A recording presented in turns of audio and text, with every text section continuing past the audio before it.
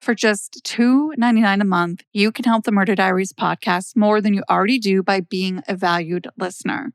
In return, you get to listen ad-free. So head over to patreon.com/themurderdiariespod or search The Murder Diaries ad-free on Spotify. You can also subscribe on Apple Podcast. Again, $2.99 and you get to listen ad-free.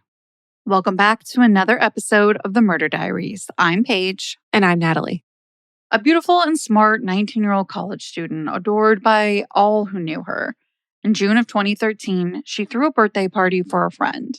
When the party was over, she was gone. Her car was found 2 days later, but she was not. 2 months later, her remains were discovered in the desert, a bright future tragically dimmed. Her name was Adrienne Salinas. This is her story. Used to think it's in my head, but I'm walking with the dead. Adrienne Celeste Salinas was born November 5th, 1993 in Phoenix, Arizona. The family expanded 2 years later when her brother Nathaniel was born. Adrienne's parents stayed together for a few years, but broke up when the kids were still young. After the split, Adrienne and Nathaniel were mostly raised by their father, Rick. The three forged a tight bond and did everything together. Amusement parks were favorites and frequently patroned destinations. Rick also coached Adrienne's soccer team. Rick said that Adrienne was daddy's little girl since she was little. She was a very down-to-earth person. Her friends loved her dearly. Adrienne's two best friends since 6th grade were Shani and Alex. The three girls spent every free moment together when they weren't in school. Shani said, "We were definitely BFFs." Alex said Adrienne's smile was one that people took notice of. She was always smiling. Shani described Adrienne as a genuinely happy and optimistic person, a wonderful person to be around. Since middle school, Adrienne had been dating Francisco, or Fran for short. Fran said Adrienne was his best friend and the only girl he's ever loved. Shani backs this up, saying that Fran cared for her and loved her. Everyone knew Adrienne and Fran were together. After graduating high school, Adrienne enrolled in Phoenix Gateway Community College. Her dream was to transfer to ASU, Arizona State University, and study to become a journalist. Adrienne had a job, but hadn't worked for a while because she was recovering from lung surgery to treat valley fever. If you don't live in the Western U.S., you might not be super familiar with valley fever. It's a fungal disease that's specific to the Arizona desert, and from pets to humans, you can breathe it in and become infected. Around the time Adrienne turned 19, she moved out of her dad's place and into her own apartment. She shared the apartment on Hardy Drive and 5th Street in Tempe with Shani and another friend named Rebecca.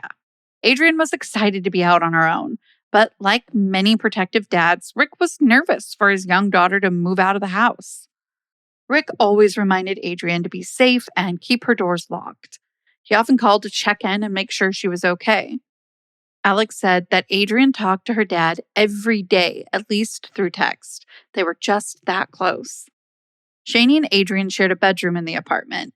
Alex visited every weekend, and it became a popular hangout for the extended friend group. They were frequently throwing parties. On Friday, June 14th, 2013, Adrienne and the roommates were throwing one of these parties. This time it was a birthday party for a friend. Festivities weren't really expected to kick off until about 10 p.m.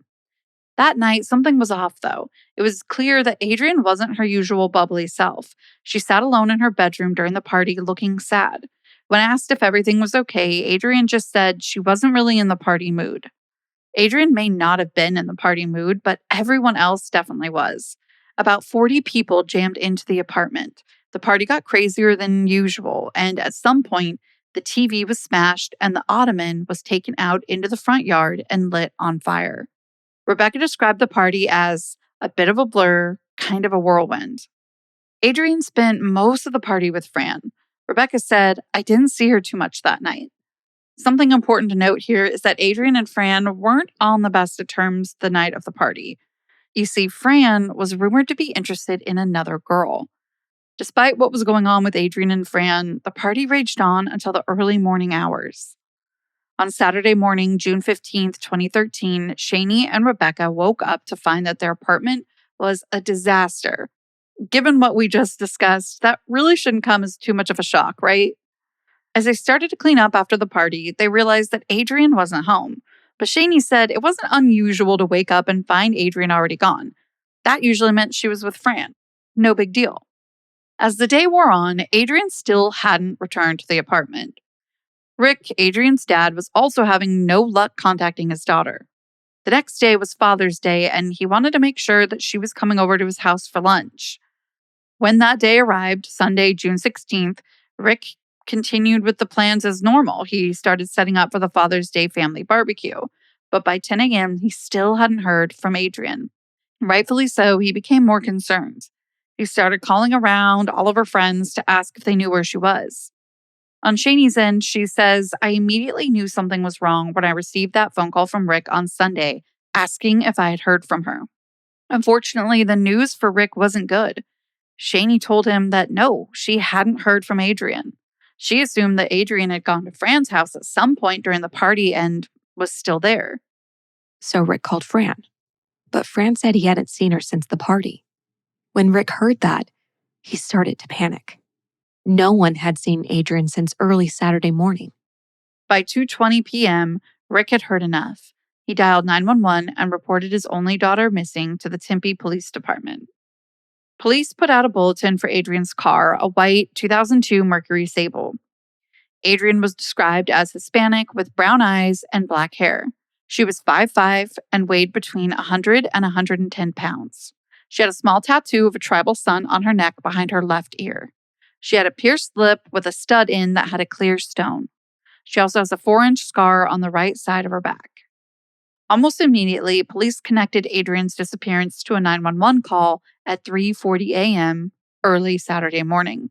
A Starbucks employee called police to report a white sedan had cut them off at a high rate of speed. The white sedan then went up the curb and, quote, hit something.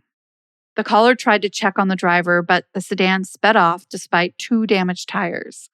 Police arrived at the scene, but as the Starbucks employee indicated, the white sedan was already gone. The caller gave the police the license plate number, and when they ran it, it matched Adrienne's car, a 2002 white Mercury Sable. Tying the 911 call to Adrienne allowed police to start piecing together a timeline of her movements the night of the party. But there were still more questions than answers. Shopify's already taken the cash register online, helping millions sell billions around the world. But did you know that Shopify can do the same thing at your retail store? Give your point of sale system a serious upgrade with Shopify. Shopify POS is your command center for your retail store. From accepting payments to managing inventory, Shopify has everything you need to sell in person. Shopify is a powerhouse selling partner that effortlessly unites your in-person and online sales into one source of truth. Track every sale across your business in one place and know exactly what's in stock, wherever you are. With Shopify, you can connect with customers inline and online. Shopify helps you drive store traffic with plug-and-play tools built for marketing campaigns from TikTok to Instagram and beyond. Get hardware that fits your business, take payments by smartphone, transform your tablet into a point-of-sale system, or use Shopify's POS Go mobile device for a battle-tested solution. Plus, Shopify's award-winning help is there to support your success every step of the way. Do retail right with Shopify. Sign up for a $1 per month trial period at shopify.com/murderdiaries, all lowercase. Go to shopify.com/murderdiaries to take your retail business to the next level today. That's shopify.com/murderdiaries. As police continued to look for Adrienne, Rick and Fran searched for her on their own. On Monday, June 17th at 8:35 a.m., Rick and Fran found her abandoned car. It was just a few blocks from her apartment. The damage to her car matched what the Starbucks employee had described in the 911 call: 2 flat tires and a bent fender. Rick said, when we saw her car and saw both tires flat, we just both broke down. We lost it a little bit, and we realized that she was really missing.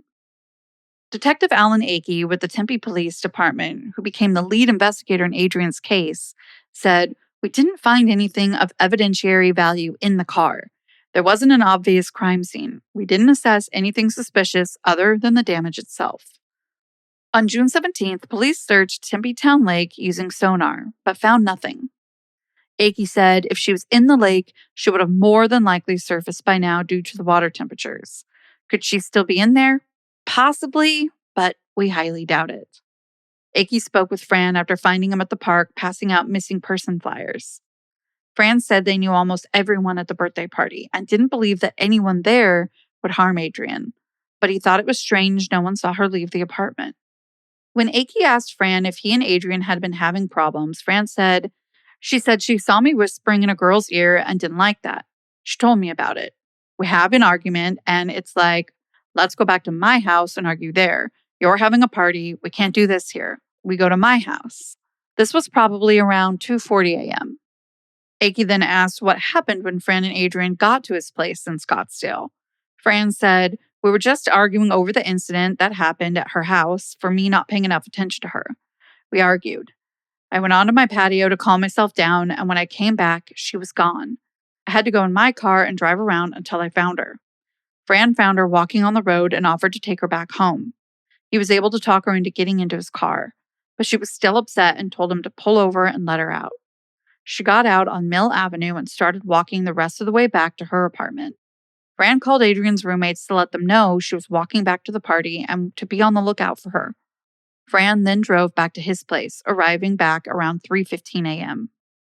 Adrienne did make it back to her apartment, but around 4 a.m., she left the party again in her own car. Shortly after, she was involved in that accident that the Starbucks employee reported. It's reported as a single-car accident along the Rio Salado Parkway and Ash Avenue curve, not far from her apartment. She had flattened both tires on the driver's side of the Mercury Sable. She then drove the car to Brown Street, parked, and walked about a block to her apartment. She returned into her apartment without anyone seeing her, changed clothes, and called a cab from a taxi company named Scottsdale Cab Guy. Around 5 a.m., Adrienne texted Fran to tell him she was on her way to see him again.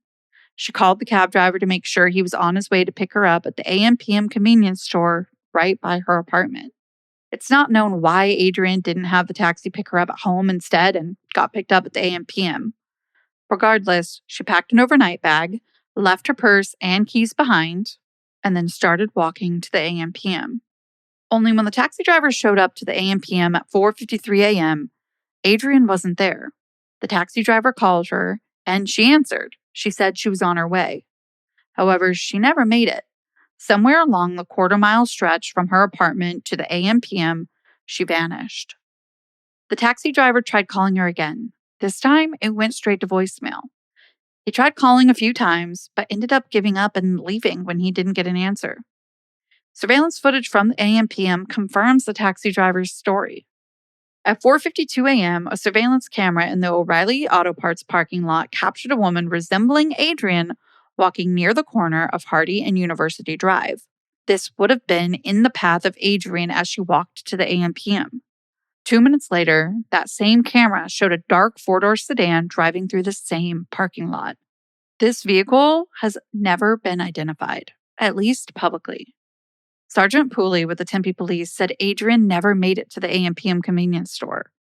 The surveillance cameras at the store described to have pretty good coverage, and they didn't show her anywhere near the store. At 5:07 a.m., 14 minutes after she told the cab driver she was on her way, Adrienne's phone shut off. Investigators quickly took an interest in the taxi driver, whose name was Thomas. Police received a tip from a woman who had hired Thomas to drive her to the Grand Canyon after the night Adrienne disappeared. She said Thomas acted strange and she became scared. He pulled over in Sedona, opened the cab's trunk, and allegedly pulled out a saw. On June 20th, police searched Thomas's apartment and cab, but found nothing incriminating. Detective Akey brought him down to the station and they, quote, processed his person. For someone claiming innocence, Thomas wasn't very cooperative. He cussed out authorities and refused to take a polygraph test. But truly, they had no evidence to charge him with anything regarding Adrienne's case. After releasing Thomas, police immediately started surveillance of him. On June 27th, they took a DNA sample, but when they ran it, they couldn't find a match. Despite not being able to find any concrete evidence showing Thomas had anything to do with Adrienne's disappearance, investigators continued to receive tips about him. One tip said the caller's cousin had allegedly heard a woman screaming from inside Thomas's apartment on June 15th. To this day, Thomas has never been named an official suspect in Adrienne's death. Detective Akey said, "When you have a case like this, there will be nights and nights and nights that you don't sleep. You only think about the case, what we have done, what we could do, and what we should have done. Was it a crime of opportunity, or was it something a little more where somebody who had a little more interest in her was paying a little more attention to her and took that opportunity?" As the police continued their investigation, Adrienne's friends and family were busy. They handed out flyers, they raised money for a reward, and prayed for her safe return. Her father, Rick, said, "I'm going to sleep to a nightmare and waking up to a nightmare. My daughter is out there, and somebody knows something. I just keep spreading the word and praying to God because we need a miracle." Not quite 2 months after Adrienne went missing, on August 6, 2013, a female body was discovered in a wash in the desert near Apache Junction, Arizona. A wash is a dry creek that temporarily fills and often floods after it rains. You see, in the desert, the sun bakes the ground at such a high temperature for so much of the year that when it rains, the water doesn't get absorbed. So then you get flash floods or at least a dry creek temporarily filling, like this one, Apache Junction. A nearby homeowner was walking along the wash and discovered human remains partially buried in the sand after seeing vultures in the area. The body was mummified and skeletonized. Detective Greg Duarte said the cause of death was undetermined, but because of where the body was found and the circumstances the body was found in, it led us to believe that it was likely a homicide. The remains were sent to Pima County Medical Examiner's Office. Through a DNA match, authorities were able to identify that it was in fact the remains of Adrienne Salinas. Rick said, "It was the worst day of my life finding that out." Investigators believe Adrienne's body was left in another location and washed downstream. Shaney said she could not have gotten 30 miles out there without her car. Somebody put her there. On August 15th, 2013, 100 people from 12 different law enforcement agencies, including the FBI and the Apache Junction Police Department, searched the area for any clues related to Adrienne. None were found. They also knocked on doors in the area, hoping to talk with someone who may have seen something, but nothing turned up.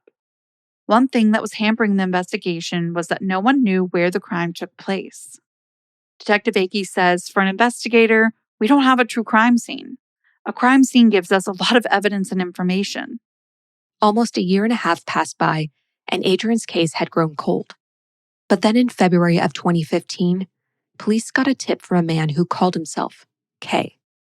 Kay told police that he believed his friend, a 42-year-old man who we'll call B, and went by the name of Zombie Hunter, had killed Adrienne. Detectives met face-to-face with Kay.